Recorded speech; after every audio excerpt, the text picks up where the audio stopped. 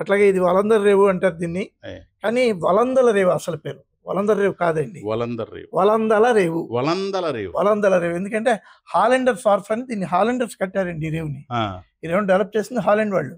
మొట్టమొదటి ఇక్కడ హాలెండ్ వాళ్ళు వచ్చారు నర్సాపురం. వాళ్ళు కట్టిన రేవు ఇది. వాళ్ళు కట్టి ఈ రేవు పక్కనే, ఎందుకంటే ఇక్కడ ఈ రేవు వాళ్ళకి ఓడ రేవుగా ఉపయోగించేవారు.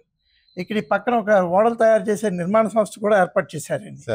ఆ నిర్మాణ సంస్థ 1880 వరకు కూడా నిర్మాణ సంస్థ ఉంది. 17వ శతాబ్దంలో చేశారు ఇది. అప్పుడు వాళ్ళు ఇక్కడ కట్టుకున్న ఇల్లు అండి ఇది.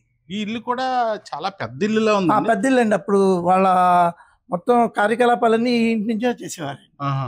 ఆ తర్వాత ఈ ఇంటిని బ్రిటిష్ వాళ్ళు కట్టిన ఇల్లు ఇది. బ్రిటిష్ వాళ్ళు కదండి, డచ్ వాళ్ళు కట్టారు. డచ్ వాళ్ళు కట్టిన తర్వాత ఫ్రెంచ్ వాళ్ళు వచ్చారండి. ఫ్రెంచ్ వాళ్ళ తర్వాత బ్రిటిష్ వాళ్ళు వచ్చారండి ఈ ఇంట్లోకి అండి.